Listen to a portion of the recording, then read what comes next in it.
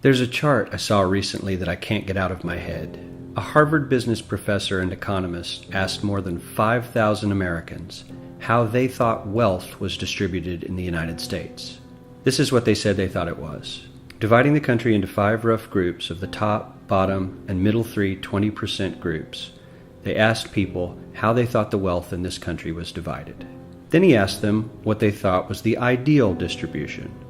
And 92%, that's at least 9 out of 10 of them, said it should be more like this.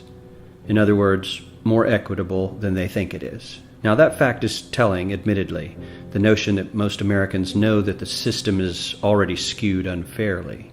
But what's most interesting to me is the reality compared to our perception.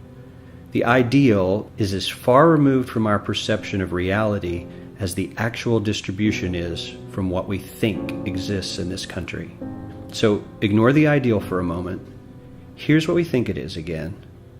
And here is the actual distribution. Shockingly skewed. Not only do the bottom 20% and the next 20%, the bottom 40% of Americans barely have any of the wealth. I mean, it's hard to even see them on the chart. But the top 1% has more of the country's wealth than 9 out of 10 Americans believe the entire top 20% should have. Mind-blowing. But let's look at it another way, because I find this chart kind of difficult to wrap my head around. Instead, let's reduce the 311 million Americans to just a representative 100 people. Make it simple. Here they are: teachers, coaches, firefighters, construction workers, engineers, doctors, lawyers, some investment bankers, a CEO, maybe a celebrity or two. Now let's line them up according to their wealth. Poorest people on the left, wealthiest on the right, just a steady row of folks based on their net worth. We'll color code them like we did before based on which 20% quintile they fall into. Now let's reduce the total wealth of the United States, which was roughly $54 trillion in 2009, to this symbolic pile of cash. And let's distribute it among our 100 Americans. Well, here's socialism, all the wealth of the country distributed equally. We all know that won't work. We need to encourage people to work and work hard to achieve that good old American dream and keep our country moving forward.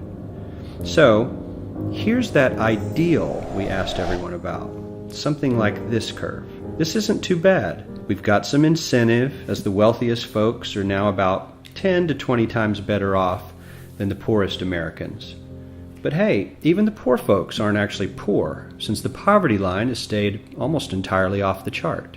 We have a super healthy middle class with a smooth transition into wealth. And yes, Republicans and Democrats alike chose this curve. 9 out of 10 people, 92%, said this was a nice, ideal distribution of America's wealth. But let's move on. This is what people think America's wealth distribution actually looks like. Not as equitable, clearly, but for me, even this still looks pretty great. Yes, the poorest 20 to 30% are starting to suffer quite a lot compared to the ideal, and the middle class is certainly struggling more than they were, while the rich and wealthy are making roughly 100 times that of the poorest Americans, and about 10 times that of the still healthy middle class.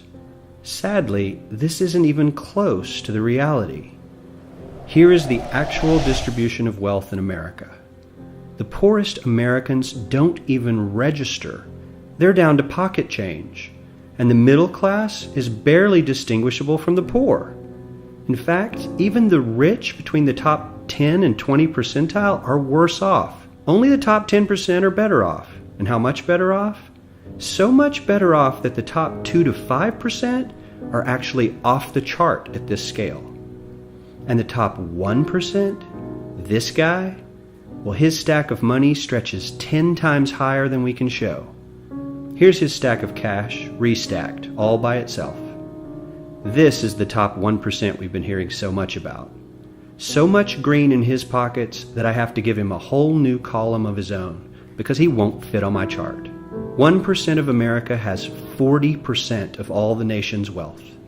The bottom 80%, 8 out of every 10 people, or 80 out of these 100, only has 7% between them. And this has only gotten worse in the last 20 to 30 years.